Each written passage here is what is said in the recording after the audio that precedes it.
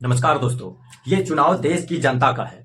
2024 का लोकसभा चुनाव पूरी तरीके से जनता के ही ऊपर ठहराया जाएगा। और जनता के चुनाव का मतलब ये होता है कि इस देश के भीतर में मीडिया का चाहे कितनों भी शोर शराबा क्यों ना हो जाए, प्रधानमंत्री चाहे रैली के ऊपर रैली कितनों क्यों ना किया जाए, विपक्ष की एकजुटता इस देश के भीतर लोकतंत्र को और संविधान को लेकर जो सवाल खड़े करते हुए सत्ता को कटघरे में चाहे खड़ा कर रही हो, लेकिन इस देश के भीतर जनता को जब इस बात का पता चल जाता है, जिस बातों को रखा जा रहा है वो बातें उनकी अपने जीवन से कुछ जुड़ी हुई है या नहीं है, तो फिर इस देश में कौन से राजनीतिक और किसकी जीत और किस परिवर्तन का जिक्र करता है। लेकिन ये एक ऐसा चुनाव है जो पहले चरण में तब्दील हो गया, जिसने इस देश के भीतर में इससे पहले भी तमाम राजनीतिक के चुनाव को उलट एक ऐसी परिस्थितियों को पैदा कर दी जिसमें भारत की राजनीति जो बीते दो चुनाव में बहुमत के साथ सत्ता पाने की दिशा में बढ़ रही थी और इस बार 400 पार का नारा लगातार लगाते हुए भारत की 2047 तक की विकसित राज्य का सपना दिखा रहा था, उसी रथ के पहिए को एक झटके में जनता ने अपने घरों से बिना निकले ये संदेश दे दिया कि हमें आपकी बातों पे अब भरोसा बिल्कुल भी नहीं रहा है।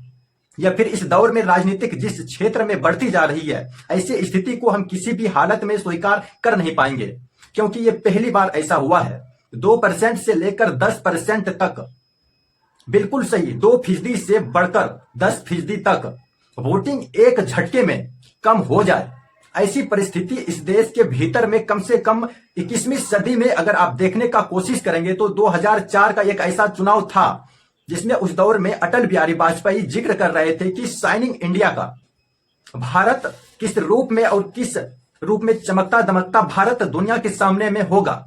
लेकिन एक ही झटके में पहली बार 2% वोट कम हो गया। 1999 में भी 60% वोट पड़े थे। 2004 में भी लोकसभा चुनाव में घटकर 58% आ गया और एक झटके में इस देश के तमाम राजनीतिक पार्टी का जो सीटें हैं वो कमोबेश एक बराबर रेंगने लगा और गठबंधन की सरकार इस देश में आकर खड़ी हो गई। और उसके बाद ध्यान देने वाली बात यह है कि 2014 में एक ऐसी छलांग लगाई जिसमें तकरीबन 8.5% वोट एक झटके में बन गई। अगर इन तमाम दस्तावेजों को आज समझने का कोशिश करेंगे और आज कल जो वोटिंग हुई उनको एक साथ अगर आप एक रखेंगे तो हो सकता है आपके जहन में यह सवाल खड़ा हो जाए, तो क्या वाकई में राजनीतिक पार्टी का शोर इस देश की जनता को अब अच्छा नहीं लगने लगा है? क्योंकि राज्य दर राज्य जो स्थिति को देखेंगे तो उत्तर प्रदेश में इससे पहले के चुनाव में इन्हीं सीटों पर, जिन सीटों पर कल वोटिंग हुई है, 66.61% वोटिंग हुई है, लेकिन आज वो घटकर 57.54% पर आ गई, यानी तकरीबन 9% वोट कम हो गया। बिहार में 53.6% वोट 2019 में पड़ा था। इन्हीं सीटों पर जो कल 4 सीटों पर वोटिंग हुई वो घटकर 46.32% हो गए, यानी 7% वोट लगभग कम हो गए। राजस्थान में 64% वोट 2019 में पड़ा था, वो घटकर 50% पर आ गए, यानी तकरीबन 14% वोट कम हो गए। मध्य प्रदेश में भी यही हालात, 75% वोट 2019 में पड़ा था, वो वक्त 63% पर आ गए, यानी कि एक ही झटके में 12% वोट कम हो गया। महाराष्ट्र के भीतर 64% वोट उन्हीं सीटों पर, जो इधर की सीट है, नागपुर भी है, रेंगटी भी है, गढ़चिरौली भी है, चंद्रपुर भी है, खंडाला भी है, ये तमाम जगहों पर जो वोटिंग 64% था आज वो घटकर 54% हो गया है, यानी 10% वोट वहां भी कम हो गया। ये कल्पना कर सकते हैं आपके भारत के राजनीतिक में जो राजनीतिक का उफान है, लोकसभा चुनाव को लेकर जो शोर में डूब गया था जनता का भीतर इस बात का असर हुआ नहीं और उदासीनता 2-3 बातों का जिक्र बार बार किया जाता है। पहला मैसेज तो यही है कि इस बदलाव से हमें कोई परिवर्तन हमारे जीवन में आ नहीं पाया। दूसरी परिस्थिति यह भी हो गया कि जो मौजूदा वक्त में सरकार है उनके प्रति हमारा रुझाव, कोई अच्छी रुचि अब बची नहीं है, तो फिर घर से बाहर निकल के फायदा क्या है। तीसरी परिस्थिति यह है कि जो आप चुनेंगे अल्पसंख्यक या मुस्लिमों के दरवाजे से निकलने वाले लोगों को, अगर तादाद को आप उन पॉकेट्स में कोई अंतर नहीं आया, दलितों की बड़ी तादाद घर से बाहर निकल कर आई, लेकिन खास तौर पर जो मिडिल क्लास के जो शहरी इलाके के लोग हैं, जो अपर कास्ट में आ जाते हैं, जो खास तौर पे ओबीसी का एक चंक इस दौर में जो राजनीतिक मुद्दे को शक्ल में पहचानता था, वो भी एक झटके में अलग अलग सीटों पर अलग अलग पॉकेट्स में 5% तक उसमें भी कमी आ गई। तो क्या राजनीतिक तौर पर ये 2004 की दिशा में बढ़ती हुई परिस्थिति नजर आ रही है? क्योंकि 2004 में 58% वोट पड़ पाई थी, उससे पहले 60% पड़ पाई थी, पहली बार नीचे आई थी। 2009 में 58% रहा, कम नहीं हुआ अगर बढ़ नहीं पाया था तो, लेकिन 2014 के चुनाव में वो 66% चला गया वोट। 2019 में वे 67% चला गया और पहले चरण का रफ्तार ये बतला रहा है कि अगर 2019 में 67% वोटिंग हुई थी, अगर इसी हिसाब से अगले 6 चरणों में वोटिंग हो पाई तो ये वोटिंग एक तरीके से लगभग 58-59% या मैक्सिमम 60% तक जा सकता है। यानी 6 से 7% वोट एक झटके में जो कम हो गए, उसमें 400 पार का नारा कहां पर गायब हो गया, ये शायद आप सोचते रह जाएंगे। वोटिंग परसेंटेज कहीं बढ़ा तो वो एक बंगाल है जो 3 सीटों पर वोटिंग हुई, उन तीनों सीटों पर बीजेपी की मौजूदगी है। वहां पर 2019 में 66% वोट हुई थी, इस बार वो 77% हो पाई है। सिर्फ ये पश्चिम बंगाल आपके पास समझ में आएगा कि जहां पर वोटिंग बढ़ पाई है। वो नॉर्थ ईस्ट के राज्यों को भी चलते चले जाइए, हिमाचल प्रदेश में भी तब 82% वोट हो पाई थी, इस बार 63% हो पाई। असम में 81% था, आज 70% है। मणिपुर जो हिंसाओं से भरा हुआ प्रभावित क्षेत्र है, वो आज भी वहां पर हिंसा होती जा रही है। वो 82% 2019 में खड़ा था, आज वो 67% पर खड़ा है। तमिलनाडु तक में 72% की वोटिंग 2019 में हुई थी, जो 62% पर आ गई। उत्तर प्रदेश 59% पर था, जो घटकर 57% पर आ गई। छत्तीसगढ़ 71% पर था, जो घटकर 63% पर आ गया। उत्तराखंड जो 61% पे था, वो घटकर 53% पर आ गया। ये मैसेज राजनीतिक तौर पर इस देश के लिए जनता के साथ साथ सरोकार कैसे खत्म किया जा रहा है, उसे खुले तौर पर यह समझ में आ रहा है। तो क्या एक बड़ा राजनीतिक परिवर्तन इस देश के भीतर 2024 के लोकसभा चुनाव के परिणामों के साथ आपके सामने आने वाला है? और जनता यही क्या चाहती भी है? इस दौर में चाहे आप जितनी भी रैलियां कर लीजिए, मंच से भाषण दे लीजिए। उत्तर प्रदेश में जब कल वोटिंग हो रही थे तो प्रधानमंत्री उत्तर प्रदेश में भाषण दे रहे थे। वोटिंग तो महाराष्ट्र में भी हो रही थी, नागपुर में सटा हुआ प्रधानमंत्री वहां भी भाषण दे रहे थे। तमाम जगहों पर अगर आप रखने का कोशिश करेंगे तो राजनीतिक तौर पर भाषणों के साथ और मीडिया के शोर ने बहुत ही परेशान किया। लेकिन इन तमाम परिप्रेक्ष्य में लौट कर अगर 102 सीटें जहां पर चुनाव हुआ, वोटिंग हुआ, उन 102 सीटों में बीजेपी ने 40 सीटें पिछली बार जीत पाई थी। और आपको जानकर यह हैरान होगा कि जो एनालिसिस निकल कर सामने आया है, जो वोटिंग पैटर्न के लिहाज से जो समझ पाया है, उन 40 सीटों में से 16 सीट बीजेपी को परेशानी पैदा हो सकता है। यानी एक झटके में 16 सीट उनके लिए चुनौती बन सकता है, हालात मुश्किल में भी पड़ सकता है। राजस्थान की 11 सीट पिछली बार जीती थी, इस बार 5 सीटों पर भी संकट पैदा हो सकता है। उत्तर प्रदेश में जिस जगह पर वोटिंग हुआ उसमें से 3 सीटें जीती थी, 1 सीट पर खुल्लम खुल्ला इस बार मुजफ्फरनगर की जो वहां संकट हो सकता है। यानी रास्ता बिल्कुल साफ नहीं हो पा रही है। मध्य प्रदेश में भी 5 सीट जीती थी, जिन 6 सीटों पर इस बार वोटिंग हुई है उसमें 2 सीट अब की इस बार मुश्किल में हो गया है। उत्तराखंड में भी 2 सीटों को लेकर संकट हो गया है। महाराष्ट्र में 5 में से 3 सीट पिछली बार 3 सीट जीती थी बीजेपी, वहां 2 सीटों का भी संकट है। असम में 4 सीटें जीती थी, जो 5 सीटों पर इस बार वोटिंग हुई है उसमें 4 में से 2 का संकट है। बिहार में भी ऐसी हालात है, जिन सीटों पर पिछली बार चुनाव जीती थी उसमें एसजेपी और जेडीयू दोनों सहयोगी के पास सीट था, बीजेपी के पास तो 1 सीट था, वहां पर भी उसको मुश्किल हो सकता है।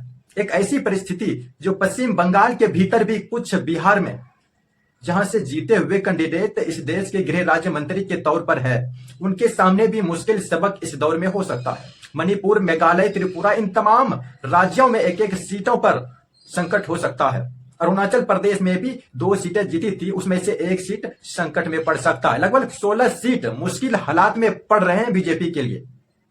आज कल जब वोटिंग हो रहा था उसमें राज्य दर राज्य आपके सामने इस बात को समझने का कोशिश कीजिए। मणिपुर में जो फायरिंग हो जाती है खुलेआम, बिहार में हिंसा हो गया, छत्तीसगढ़ में भी हिंसा हो गया, ब्लास्ट हो गया, जिसमें कई ऐसे जवान घायल भी हो गए। नागपुर, वो नॉर्थ नागपुर में भी एक दलित युवक ने ईवीएम के ऊपर ही विरोध करने लगे, उनपे स्याही छीट डाले और उसमें नारे लगाने लगा ईवीएम मुर्दाबाद। नागपुर शहर में मेमनपुरा के क्षेत्र में बड़ी क्षेत्र में मुस्लिम तादाद जो थी महिलाओं की थी, वे पहुंच गई कलेक्टर के ऑफिस में बताने के लिए कि देखिए हमारे नाम क्यों नहीं इसमें। सभी परिस्थितियों को अगर देखकर अगला सवाल को अगर हर एक राज्यों में अगर लाइएगा तो सबसे बड़ा राजस्थान के भीतर का है। हालांकि राजस्थान में वोटिंग इस बार तकरीबन सबसे ज्यादा 16% कम हो गया पिछली बार की तुलना में, और ये मैसेज अपने आप में काफी है कि वहां कुछ दिन पहले विधानसभा के चुनाव होने थे और चंद दिनों के बाद लोकसभा चुनाव है, तो क्या लोकसभा चुनाव में कोई रुचि नहीं रह गई है।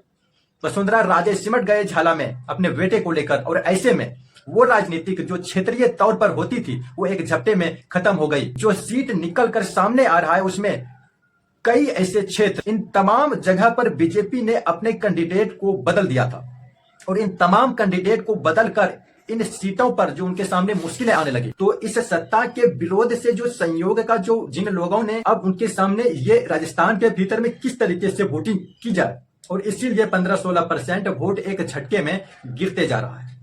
सवाल यह हो जाता है कि जिन 40 सीटों पर बीजेपी जीती उसमें मुश्किल हालात कहां पर किस रूप में, मुजफ्फरनगर, कैराना और पीलीभीत, इन 3 सीटों को बीजेपी ने जीता था, और संयोग ऐसा था कि तीनों सीटों को लेकर बीजेपी के सामने मुश्किल हालात बने। मुजफ्फरनगर में संजीव बालियान को बार बार कैमरे सामने के सामने जो मीडिया हाउस आता था उसके सामने माइक पर खड़े होकर कहते थे निकलिए तो बाहर, वोट कीजिए हर हालात में, क्योंकि वो समझ रहे थे कि उन इलाकों में जो खास तौर पे मुस्लिम और दलित है वो बड़ी तादाद में वोटिंग डाल रहे हैं और बाकी जगह पर उदासीनता है।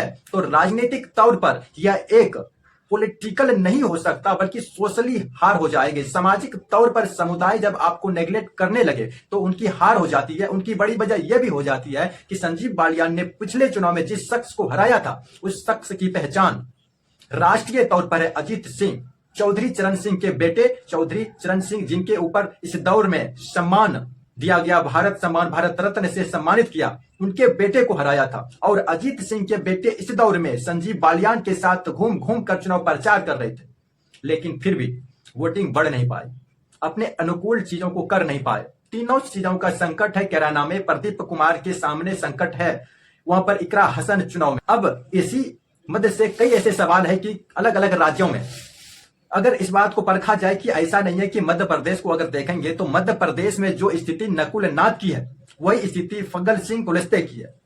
दोनों ही सांसद है, लेकिन छिंदवाड़ा के भीतर कमलनाथ एक अपने वर्चस्व को और अपनी समी को बचाने की कोशिश में लड़ रही है, लेकिन उसके अलावे भी संकट ये हो गया कि बेटे को वो जिता पाएंगे ये एक मुश्किल संभव है। वहां पे भी वोटिंग कम हो पाई है। जबलपुर में आशीष तुर्बे और दिनेश यादव दोनों ही अपने तौर पर नए कैंडिडेट के तौर पर सामने हैं, लेकिन बीजेपी की मुश्किल जबलपुर तक में आ गई। तब सवाल है कि जो आदिवासी इलाके हैं, बालाघाट, सदोल और सीधी है, वहां पर चुनौती भी है। ऐसा नहीं है कि दो उम्मीदवार आपस में टकरा रहे हो, किसी की कोई पहचान ना हो, कोई पहचान नहीं है, क्योंकि ये चुनाव चाहे अनचाहे प्रधानमंत्री मोदी और कांग्रेस के सांसद राहुल गांधी के आसपास सिमटती जा रही। 2047 तक भारत को विकसित बनाने की दिशा में है। दूसरा शख्स इस देश को पैदल नापने लगते हैं, इस देश के भीतर उन जमीन को, मुद्दों और मुश्किल हालातों को हर रहा है, जिनके जरिए चाहे ये चुनाव पूरे तरीके से मोदी के चेहरे और राहुल की सोच के आसपास सिमटने लगे। यानी कोई मायने नहीं रखते हैं कि सीधे राजेश मिश्रा,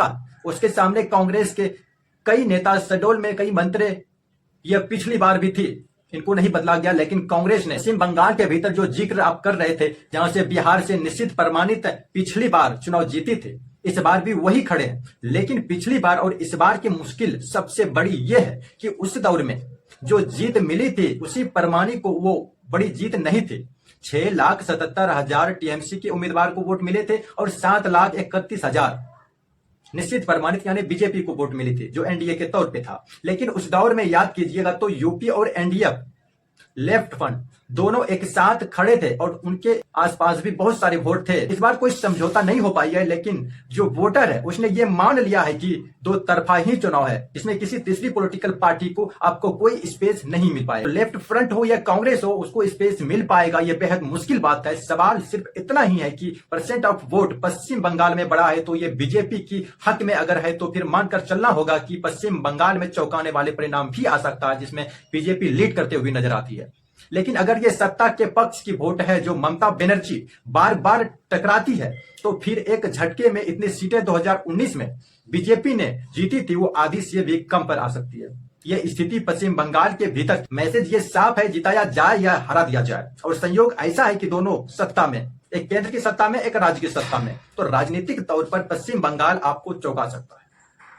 लेकिन जैसे आप बिहार में घुसेंगे वैसे ही आपके सामने सवाल खड़ा हो जाएगा। सिर्फ एक गया का सीट को अगर आप छोड़कर देखेंगे, जीतन राम मांझी को, जो पार्टी के हैं, जो एनडीए के साथ है, यानी कि बीजेपी के साथ है, उनका पलड़ा काफी मजबूत है, उनके विपक्षी कमजोर है। लेकिन इनके अलावे नवादा में विवेक ठाकुर और श्रवण कुमार का मुकाबला, विवेक ठाकुर पिछली बार यहां से चंदन सिंह जीते थे पासवान की पार्टी की तरफ से। इस बार इस सीट पे बीजेपी ने अपने उम्मीदवार को खड़ा किया। और दूसरी तरफ विभा देवी जो पिछली बार आरजेडी की थी, उनके बदल कर श्रवण कुमार को लिया। ये नवादा की सीट बीजेपी के लिए फंस सकती है, मुश्किल हो सकता है इसके लिए। ऐसा नहीं है कि परिवार में दे दिया और एक तरफ परिवारवाद का नारा प्रधानमंत्री लगा रहे हैं और यहाँ पे परिवारवाद का चीजें तो अनुकूल नहीं हो पाएगी। दूसरी तरफ लालू यादव भी परिवार का ही विस्तार कर रहे हैं और प्रधानमंत्री मोदी परिवारवाद का नारे लगा रहे हैं। इस सवालों के अक्ष तले वोटिंग परसेंटेज 8% कम हो, तो राजनीतिक तौर पर यह हालात इस देश के भीतर में कभी रही नहीं होगी। जब आप देखेंगे कि फंस गया, तो ऐसे में औरंगाबाद फंस चुका है, नवादा मुश्किल में जाता रहा है, जमुई संकट में है, गया में जीत पक्की है, यह बिहार का आंकड़ा निकल कर आता है। जब आप उत्तर प्रदेश के भीतर में आएंगे, जब उत्तर प्रदेश में जो आपको लगता है कि महाराष्ट्र इस बात का जिक्र कर रहे थे नितिन गडकरी की जो वोटिंग पड़ना चाहिए, लेकिन नागपुर में परसेंटेज वोट घट गया। तो इसका एक मैसेज तो ये साफ है कि नितिन गडकरी लोकप्रियता उन्हें जिता तो देगी, लेकिन मार्जिन पहली बार